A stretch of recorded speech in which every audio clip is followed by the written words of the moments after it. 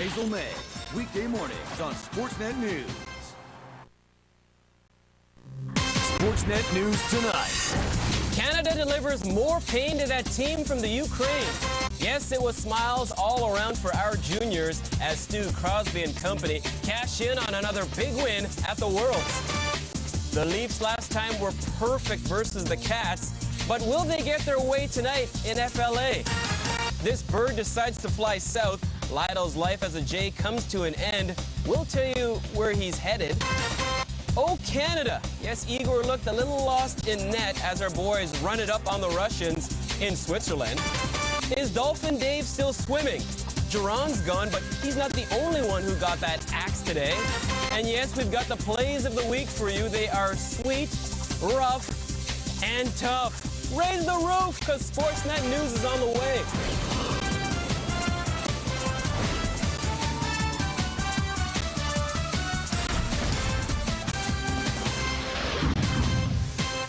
From the Sportsnet studios, here is Jason Portuondo.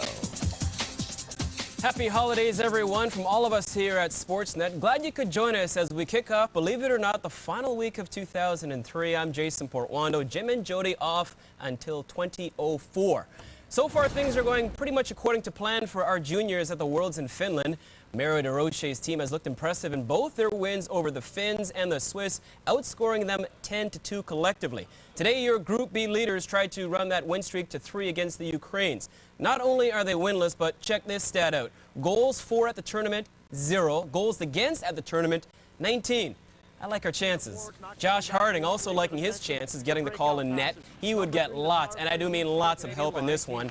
First period, just 33 seconds in, Canada on the rush. Brent Burns to Jeff Carter, the tap in. His first beats Evgeny Galiuk, 1-0 Canada. Under a minute later, Mike Richards finding Anthony Stewart, the Kingston Frontenac. Watch the move to the backhand. Nice deke. He's just a freak. That's his fourth. 2-0 Canada. Galiuk gone. Here comes Ilya Tarankov. Second period. Does it make a difference? No. More offense from the red and white. Steven Dixon. Long feed to Jeff Tambellini. Finds the 5-hole. His first, 4-0 Canada. More from the Canadians. Tambellini behind the net. He says, "Wonder Kid, where are you?" "I'm right here." Sidney Crosby. He'd be the man for the second time. 5-0 Canada. Just over a minute later. Canada, 3-on-2, Jeff Carter to Nigel Dawes. Defense, where is it? That's his first. 6-0 Canada. Third period, Canada up 9-love, looking for that 1,000th goal in their junior history. Power play, they work it. Tambellini feeding Daniel Paillet. Paillet with patience. His third, and he's now part of a trivia question. 10-0 Canada. They take it easily, barely breaking a sweat. 15 different players on Team Canada collected points in this one. Nigel Dawes and captain Daniel Paillet each had 2 goals. The Ukraine, they've dropped 3 straight, being outscored 29-0. With more on the easy win today, we check in with our Peter Loubardias. The issue was never whether Canada would run its record to 3-0. It was by how many. The answer, 10. In a contest where only one Canadian forward did not record at least a single point. To get a lot of guys, feeling good with the puck, it's huge. Right now we're having pretty much all 4 lines rolling with a good feeling. So, that's what we need going into our next night. For my line mates and a few other guys on the team, Tams, and a few other guys that got their first tonight, it was a nice feeling. Josh Harding posted a shutout in his World Junior Championship debut, and the Regina Pats netminder did not want to give Team Ukraine their first goal. It was tough to stay in it, I'm not going to lie there. And if they would have had a good chance, I think that I could have been in a little bit of trouble. But going into the game, I just didn't want to make myself look like a goof out there. So I think I did that not that bad, but the big question now is, did Canada develop any bad habits as a result of the lopsided victory? I think intensity is always tough in games like that, but we get out and we get a win, and nobody's injured. So I think so. I think we've got a lot of character on our team, and we realize what's at stake here. It's the biggest game of the tournament to date, and Canada's definitely not a team to not show up for a game. So we've got a good group of guys in the dressing room, and we know what's at stake, and we're going to come out and playing hard. Canada is now in a very enviable position. A win, a tie, or even a one-goal loss would be good enough to earn them top spot in their group and a spot in the Final Four. Peter Lubardi is Sportsnet, Helsinki. Good job, Lou. You sound much better. Canada still alone atop the Group B standings. No losses, and they have the most goals scored by any team thus far at the tournament. They'll take on the Czech Republic Wednesday morning, who sits second along with the Swiss and the Finns, all at 1-1. And yes, the Ukraine's still at 0-3. One other game today. Russia had to scramble to beat the Austrians 3-1. Austrians were winless in 2 games going in, having allowed 15 goals without scoring themselves, but they hung tough despite the loss. Now, with the victory, Russia moves atop the Group A standings with that 2-0-1 record, good for 5 points. The U.S. sitting second. They play the Swedes in their 3rd game tomorrow. After the U.S., it's Sweden and Slovakia at 1-1. And then Austria is last with no wins, only 1 goal scored during the tourney. After catching some FLA rays yesterday, the Maple Leafs have traded in those beach towels and sunglasses for a jersey and a helmet. Yes, Pat Quinn's crew is back at work tonight, looking to start a brand new point streak. The Leafs just beat the Panthers 5-2 on Tuesday, but that was at the ACC. These Cats have been cool at home lately, going 3-0-2. Greg Ross has a preview. After a day of fun in the Florida sun, it was back to work for the Leafs Monday, their first mandatory game day morning skate in weeks. But they're also coming off their first regulation loss in 17 games, and they simply haven't been as sharp as they'd like to be the last few days. And right now we're, when we have the puck, we're 1 on the world, and when we don't have it, we're just like Swiss cheese, so we have to get back to playing that good, strong team game. Our play hasn't been as good the last few games as it was previously, and sometimes it might be good to what happened to us on Long Island, and we have to recognize we have to just play better as a team than we did if we want to keep winning. We're going to have to get back to doing the little things well and supporting each other out there, and hopefully get back on a roll again. The Leafs may find a spark in Thomas Kaberle. He's missed the last 5 games with a shoulder injury, but he expects to make his return to the lineup tonight. Probably it's a coach's decision too. Like I said, I'm ready to go, so it's pretty much the coach's decision now.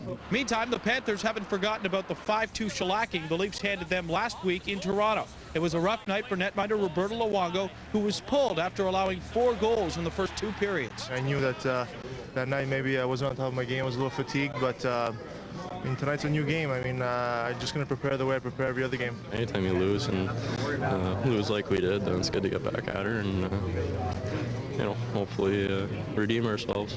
The goaltending matchup is the same one that we saw last week in Toronto. Luongo will face the Leafs' Ed Belfour. Now, this is the final game of 2003 for the Leafs, and if they win, they will ensure that they head into 2004 as the NHL's top team. Greg Ross, Sportsnet, Sunrise, Florida. Thank you, G. Ross. Bring back some sun. The Leafs' 4-game forecast looks as follows. Tonight in the FLA, New Year's Day at the Fleet in Boston. January the 3rd, back home to do with the Sabres. Then on the 5th, back on the road visiting the arena, formerly known as the Igloo. Now they call it the Mellon. From the hot Canadian team in the east to the one out west, and oh yes, the Flames are still smoking. Just that 1 regulation loss in their last 15. Sunday night, they beat Edmonton for the 2nd time in less than a week. Tonight, they'll look to get buck wild against Minnie, who's playing well themselves, unbeaten in 7. Should be a good one once again. After all, 3 of the 4 meetings this season have been decided by 1 goal. The game against Minnesota seems to be a lot different if you can get the lead on them. They're a very good team when they have the lead, and that's something that we're going to try and be ready right off the start. Carry over from last night's big win and be ready in the first period. So it's good to see that we've come back here and had a really good month, and you know what, these last 2 games are the most important games out of the entire month with both divisional opponents. I think our defense has always been pretty good. From the beginning we had good goaltending, but we couldn't score a goal. Like 1-1 and 1-0 and 2-1. So we had a little rot, and now we start scoring goals. So it's beautiful. All right, we know about the Leafs, but what about the Flames? Check out the 2 teams' last 20 affairs. Pretty similar. Calgary, 1 less win and 1 more loss. They're a little behind in the goals for category, but they have 6 goals against less than Toronto. Thanks in large part to my man Mika. Kiprusoff leads the league in save percentage with .943. And how about goals against average at 1.45? Montreal Canadiens are in Atlanta tonight. The ATL gang, who lead the Southeast, will look to join those Maple Leafs as the only 20-game winners in the East. Now, they didn't reach that 20-win plateau last season until February the 17th. As for the Habs, they opened up their 4-game road trip with losses to Washington and Carolina. Tonight, they're going to be without Benoit Gratton, who's out with headaches. Jason Ward takes his spot. Jose Taylor getting the call in net. 34-year-old right-winger Donald Audette, as expected, placed on waivers by the Habs today at 12 noon. He'll be there for the next 48 hours. Any team can pick him up during that time if he's not claimed. The Canadiens will then reevaluate his situation. He's been fairly unproductive, though, this season. 3 goals, 8 points in 23 games. Ottawa Sens making a move today. The Senators announcing they've traded defenseman Wade Brookbank to the Florida Panthers for futures. The 26-year-old Brookbank has been on a 2-week conditioning stint since being claimed off waivers from the Canucks on December the 19th. 4 pucks, Boston Bruins forward Marty Lapointe gone for a game. The forward was assessed a match penalty in the 3rd period for high-sticking Tampa Bay's Brad Lukowich in the head on Saturday night. Now, the day off should give Lapointe some time to recover from a case of the shingles. That's a painful skin condition. He, by the way, is expected to be back in the lineup tomorrow versus Ottawa. Other big games tonight. Northwest Division collision. Vancouver visiting Colorado. The Avs looking to gain some ground on the Canucks, who lead the Flames by 3 points and the Avalanche by 4. Meanwhile, the Flyers taking on the Stars. Philly trying to gain some ground on Toronto, currently sitting 3 points behind them for tops in the league. And the Devils once again on the island taking on New York. Jersey just one back of the Flyers in the Atlantic. Some baseball news for you now, and surprisingly enough, it doesn't involve A, the Yankees, B, the Red Sox, or even C, Alex Rodriguez. It's actually D, former Blue Jay Corey Lytle. Today, the right-hander agreed to a 1-year, $2.75 million contract with Cincinnati. The move really isn't much of a shock considering the Jays revamped their starting rotation during the offseason, acquiring Miguel Batista, Ted Lilly, and Patty Henkin. Lytle, 12-15 with a .575 ERA and 31 starts for TO last season. He pitched a career-high 199 2/3 innings, this despite a groin injury which slowed him down in the second half. He should help out the Reds' starting rotation, not hard to do considering they were the worst in the majors last season. Big reason why they had 93 losses. Still to come on the program, Canada still lighting that lamp at the Spengler Cup in Switzerland. Today they roughed up the Russians. Meanwhile, a few head coaches are handed their walking papers in the NFL. We'll tell you who, and of course, it's Monday. We've got the plays of the week, and yes, they will leave your head spinning.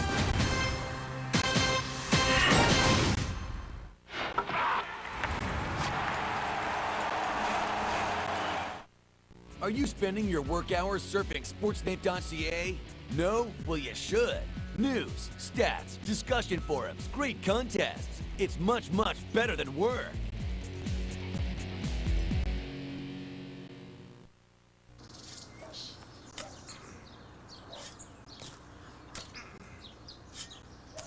Okay, let's go.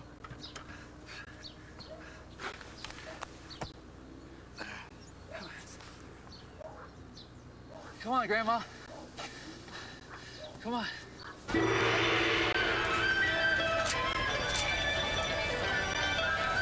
If life were like that, you wouldn't need a Visa card. For airline tickets. We come to it at last. The Los Angeles Times calls The Return of the King the cinematic epic of our time. It is by far the most moving chapter, raves Newsweek. Oh, no! And now, the winner of the New York Film Critics Circle Award for Best Picture has been nominated for 4 Golden Globe Awards, including Best Director Peter Jackson and Best Picture of the Year. The Lord of the Rings, The Return of the King. Now playing. This past year, the world lost a beloved coach, friend, and mentor. In memory of Roger Nielsen, the Ottawa Senators Foundation is raising funds for Rogers House, a pediatric palliative care facility enhancing the comfort and quality of life for sick children and their families. To help this great cause, a limited edition print of Roger has been created, signed and numbered by the artist, Tony Harris. This print is now available for $300 at any home hardware or home building center across Canada. All proceeds will support Rogers House. Hey. Hey. I wanted to thank you for last night. Yeah, it was my pleasure. No, really, it meant a lot. You weren't exactly, willing. I know. Look, I don't usually do things like that. It's always the first time. Yeah, apparently. So what did your wife say when you got home? Well, she said to say thanks. Hey, what are friends for, right?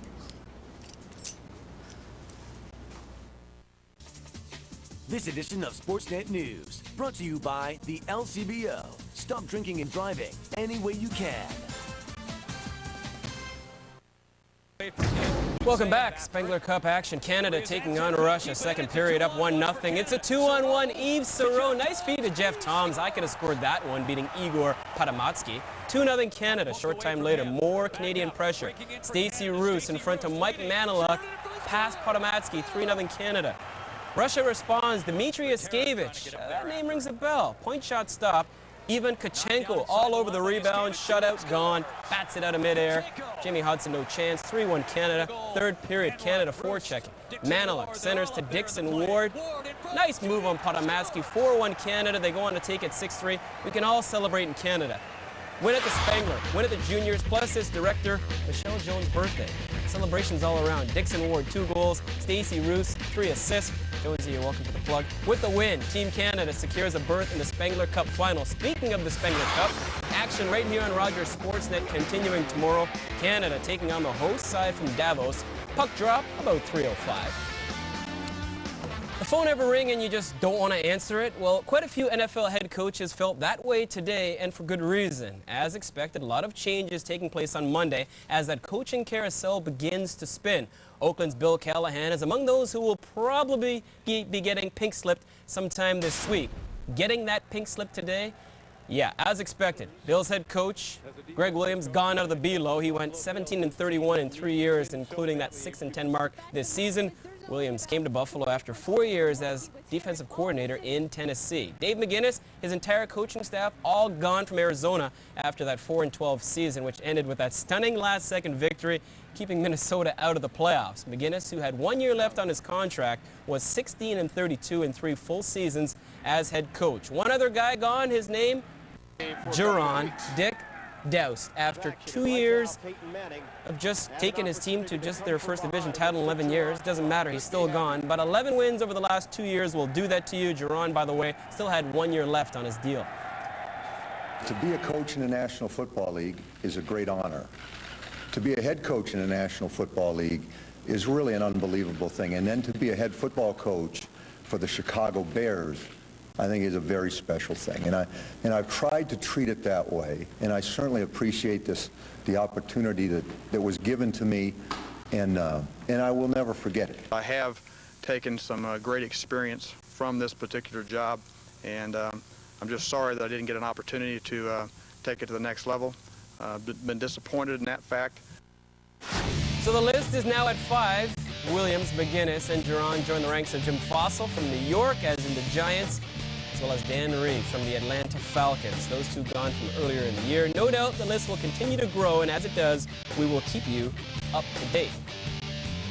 Still with head coaches in the NFL, it was basically a good news, bad news situation for Miami's Dave Wannstedt. First up, the good. Dolphin Dave was given a 2-year contract extension today, but no longer has control over player personnel decisions. That's not such a bad thing, actually, when you think about it. Wannstedt's new deal, by the way, runs through the 2006 season.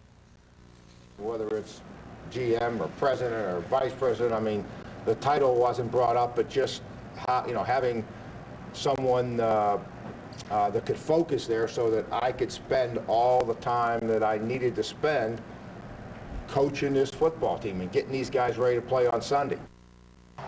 As Green Bay romped over Denver yesterday, the Vikes were well on their way to victory in Arizona and on the way to the playoffs. But an onside kick and a miracle no time on the clock reception later, it sealed their fate. A fate that their head coach Mike Tice still can't believe. Yo, coach, what up? The way the game ended yesterday certainly is a hard pill to swallow. It's hard to accept and stomach and believe that it ended that way. He's not a part of the postseason soiree, but these teams are. Saturday, January the 3rd in the AFC. Tennessee at Baltimore, that at 4:30. Then a Week 16 rematch between Denver and Indianapolis. That also a 4:30 start, but on Sunday. As for the NFC, wildcard number 1, Saturday night, Dallas visiting Carolina at 8. Then wildcard number 2, two teams who slid in the back door on the final day. Seattle at Green Bay, Sunday at 4:30. One last break. Up next, we'll throw it down in our latest edition of the Plays of the Week. Stick around for that.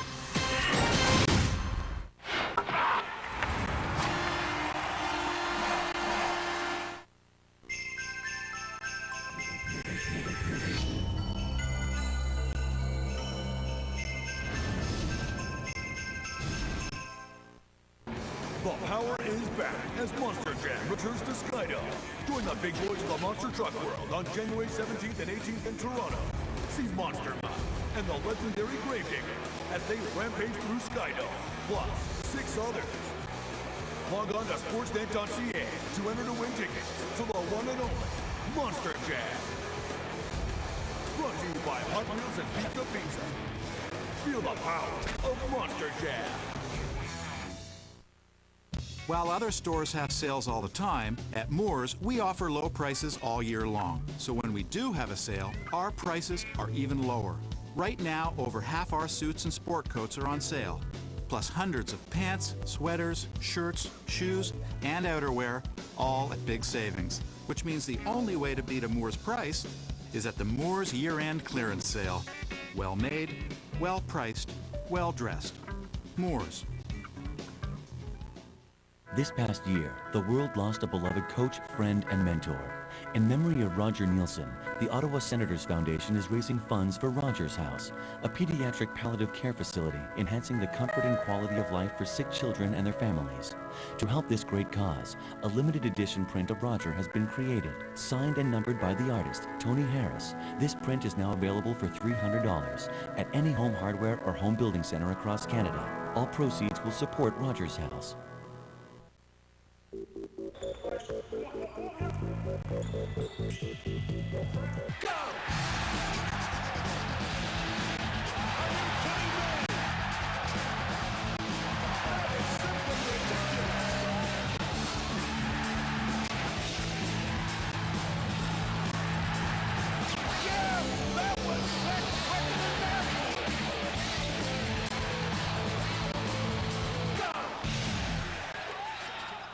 Are you spending your work hours surfing Sportsnet.ca? No? Well, you should. News, stats, discussion forums, great contests. It's much, much better than work.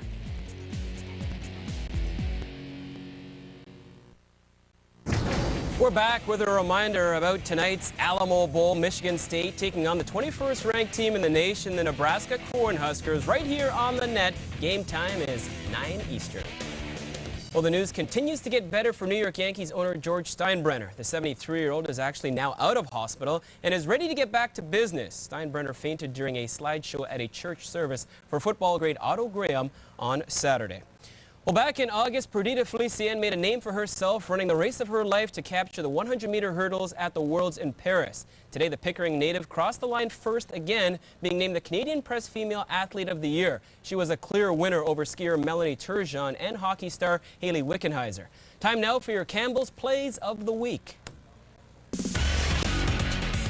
Campbell's Chunky Plays of the Week.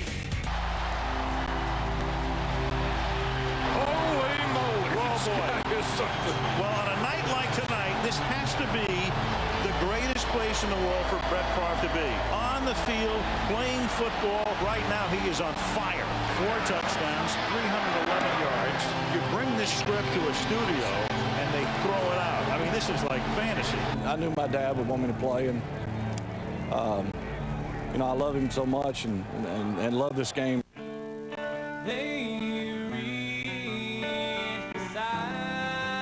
Here's a break. Todd White walks in, shoots, scored.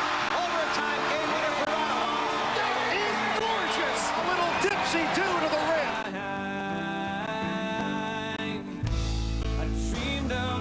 Oh, great pass to Krilenko. Great. Oh, my goodness. Klondike back into the rush with Franklin. Goes it up.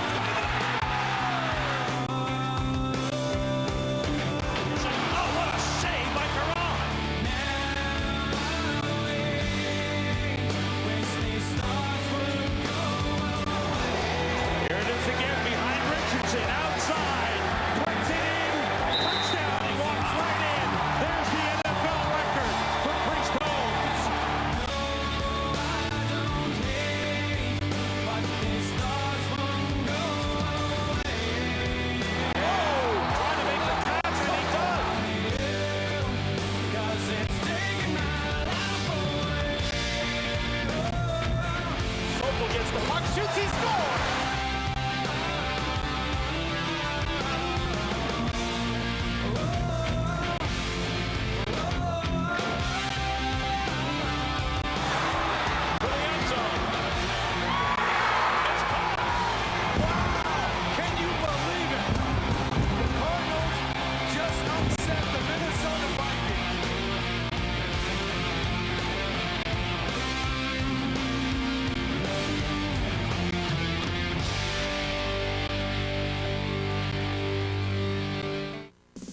The Campbell's Chunky Plays of the Week are brought to you by Campbell's Chunky. We made chunky chili taste irresistible. Perhaps too irresistible. As usual, the plays of the week, stellar. But that girl in the video, even better. Sportsnet Ontario people, listen up. Ryerson basketball is on the way with Scott Rintoul and Jack Armstrong. In the East, it's the Pontiac World of Skiing. In the West, your favorite, my favorite, you gotta see this. And in the Pacific region, the end of the Spengler Cup. Notes on the way out. The selection order for the NFL draft is in. San Diego first, Oakland second, Arizona third. Annika Sorenstam named the AP Female Athlete of the Year. That puts a wrap on this early edition of Sportsnet News. Mike Toth and Jim Lang will have the rest of the Monday story for you later tonight. Thanks for the company. I'll see you back here tomorrow. Clothing provided by Grafton & Company. Fine menswear since 1853.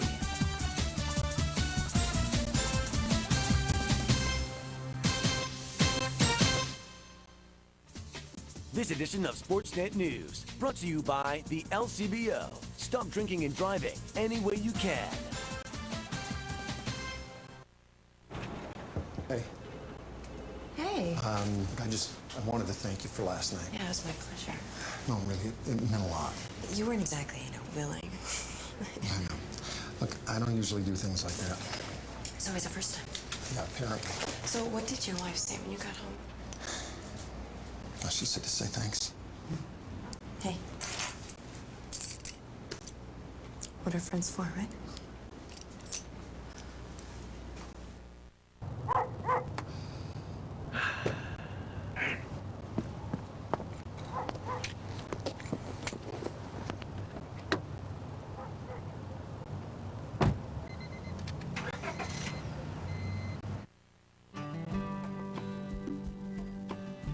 Dad always says when it comes to car care products, only one name lives up to its billing: Gunk.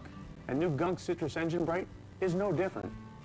It's easy to use and makes your engine look like new because it cleans away grease, dirt, and grime. And you know, son, a cleaner engine runs better. Trusted by mechanics and do-it-yourselfers alike since 1931. Citrus Engine Bright from Gunk.